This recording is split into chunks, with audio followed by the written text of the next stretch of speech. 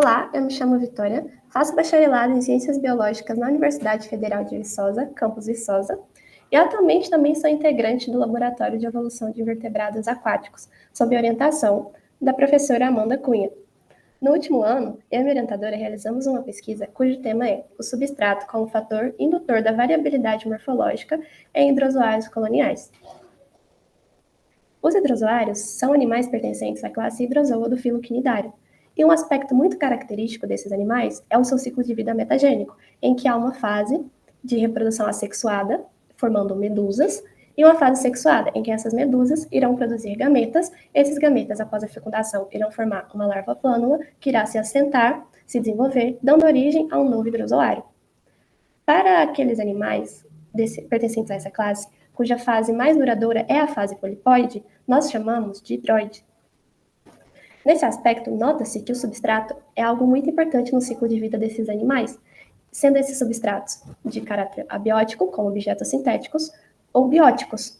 Essa relação, quando se dá entre organismos vivos, ou seja, entre um hidroide e outro organismo vivo, nós dizemos que é uma relação epibiótica, em que o substrato recebe o nome de basibionte e o que cresce sobre ele é chamado de epibionte. Quando esse substrato é de caráter vegetal, nós dizemos que o epibionte é epifítico, e quando esse substrato é de caráter animal, dizemos que o epibionte é epizoico. Nessas imagens, nós temos o exemplo de um hidroide epizoico ocorrendo sobre uma concha, e aqui à esquerda temos o exemplo de um hidroide ocorrendo sobre uma alga, um hidroide epifítico. Outro aspecto muito marcante do grupo são as variações morfológicas. Em geral, a morfologia do hidroide consiste em uma hidrorrisa, que é a parte responsável pela fixação do substrato, um eixo principal de sustentação, que é o hidrocaule, e dele partem os pedículos que sustentam os hidrantes. Então, é a parte responsável pela alimentação. Esses hidrantes, quando são envolvidos por uma teca, recebem o nome de hidroteca, essa teca é chamada de hidroteca, e no caso de épocas reprodutivas em que também há o gonóforo, e esse gonóforo também é envolvido por uma teca, ela recebe o nome de gonoteca. Na região do hidrante, nós temos o hipostômio, que comporta a boca, e ao redor nós temos os tentáculos. Os hidroides da subordem Proboscoida são característicos por possuir esse hipostômio em forma de trompete. As variações morfológicas podem ser influenciadas tanto por questões genéticas quanto por fatores ambientais, como o hidrodinamismo, a temperatura, a salinidade. Mas também vários estudos apontam para a possibilidade do substrato ter algum papel nessa variabilidade.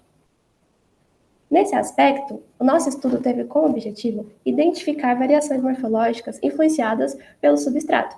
Para isso, escolhemos 3 espécies da subordem Proboscoida, Clycia gracilis, Obelia dicotoma e Obelia bidentata. E avaliamos se houveram variações convergentes entre essas espécies para o mesmo substrato ou localidade. As amostras utilizadas na pesquisa foram coletadas nos estados de São Paulo e Santa Catarina, fixadas em álcool 70% e formol 4%, e obtidas a partir de coleções do Laboratório de Evolução Marinha e do Museu de Zoologia da USP. Para a obtenção dos dados morfométricos, nós avaliamos caracteres de espessura do perisarco, comprimento e diâmetro das estruturas, e confeccionamos lâminas temporárias e levamos ao microscópio com micrômetro ocular para as aferições. Para as análises morfométricas, nós utilizamos os componentes principais da linguagem R de programação. E então, construímos biplots de distância para a visualização dos resultados e comparamos a nível macro, no sentido de considerar todos os dados, e também comparamos em seus subconjuntos. Para a espécie Clycia gracilis, ao analisar todos os dados, observa-se que a principal separação se dá pela presença de gonoteca, seguida da presença de ramificações. Mas aqui ainda não é possível notar uma separação por localidade ou substrato, visto que as amostras estão dispersas na direção de todos os vetores e estão mescladas aqui nessa região, por exemplo. Ao analisar o substrato de forma mais específica, nós vemos que hidroides que ocorreram sobre antozoários e briozoários, destacados nas cores rosa e cinza, eles apresentaram tamanhos menores, formato estolonal, hidrotecas mais curtas. Da mesma forma, hidroides que ocorreram sobre conchas, destacados na cor preta, apresentaram esse mesmo padrão, com hidrotecas menores e colônias estolonais.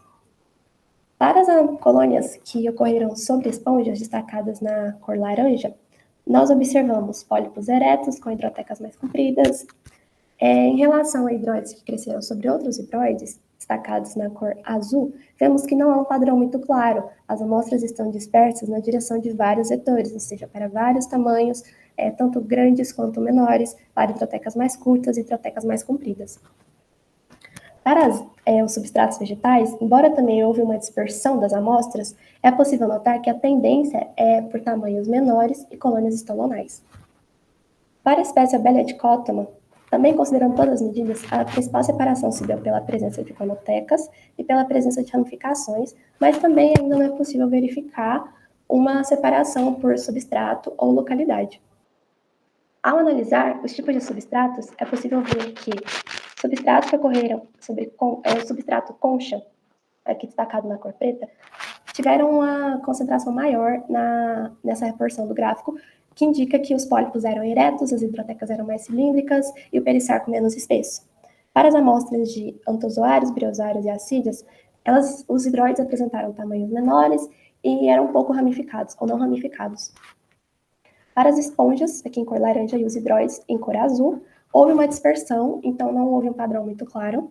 E para as algas também é possível notar uma tendência por pólipos menores, menos ramificados, e o perisarco um pouco mais espesso. Para a espécie Abelha bidentata, não foi possível obter amostras em substratos vegetais, então as comparações se restringiram aos tipos de substratos animais. Aqui é possível notar que para o substrato concha, os pólipos apresentaram mais anelações na base do hidrocaule e também tamanhos um pouco menores. Para as amostras de hidroides, também não houve um padrão tão claro, foi um pouco disperso, as medidas eram médias para todas as estruturas. Em esponja, embora tenha sido uma única amostra, tivemos um pólipo maior, com hidrotecas mais compridas. E para os briozoários, o substrato briozoário, nota-se que houve uma dispersão, uma variação. Embora tenha sido apenas para a localidade de São Paulo, é possível notar que as variações não estavam associadas ao tipo de substrato, porque nós tivemos tanto pólipos maiores, mais compridos, quanto pólipos menores. Analisando, então, o conjunto de todos os dados para as três espécies, é possível notar que há uma grande variação para diferentes tipos de substratos, mas também existem alguns padrões, como, por exemplo, em Clícia gracilis e Abelha dicotoma, para os substratos vegetais, as colônias apresentaram tamanhos menores, no caso de Clícia gracilis, é um padrão estolonal, e de Abelha dicotoma, elas eram menos ramificadas, além de terem hidrotecas mais curtas. Esse padrão está relacionado ao crescimento unidirecional da hidrorrízia, que acompanha o crescimento das algas indo em direção às porções mais novas, e com isso ocorre uma redução na taxa de crescimento. Para as amostras que ocorreram em assídios, briozoários e antozoários, é possível notar que as colônias apresentaram tamanhos menores e hidrotecas também mais curtas. Para o substrato esponja, nota-se uma variação. Em Clícia gracilis, foi possível verificar colônias maiores e mais ramificadas, em Abelha dicotoma, colônias menores ou maiores, e em Abelha bidentata, pólipos mais compridos com hidrotecas mais curtas. Esse padrão pode estar associado à região em que essas colônias se desenvolvem na esponja, que é ao redor do ósculo, uma região onde ocorre uma corrente devido ao hábito filtrador desses animais. Então, essas características contribuem para o aumento da densidade desses pólipos nessa região, o que otimiza a captura de alimento. Para os hidroides ocorrendo sobre outros hidroides, nas três espécies não houve um padrão muito claro. Para o substrato concha e substrato duro, nota-se que as colônias de Abelha dicotoma e Clícia gracilis apresentaram tamanhos menores e perisarcos mais finos, já as colônias de Abelha bidentata apresentaram colônias eretas. Essa variação também pode estar associada à região da concha em que elas ocorrem. Ao final do estudo, então, é possível observar que há uma ampla variação para diferentes espécies ocorrendo em diferentes substratos, além de ter sido possível verificar variações frequentemente relatadas na literatura quando os hidróides estão associados a determinados tipos de substratos.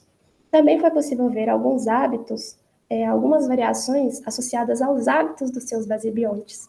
Nesse aspecto, é possível dizer que o substrato pode influenciar variações morfológicas, mas também aponta-se para a necessidade de investigações mais detalhadas para essas variações associadas a determinados tipos de substratos e também outras variações que podem influenciar, como variações ambientais.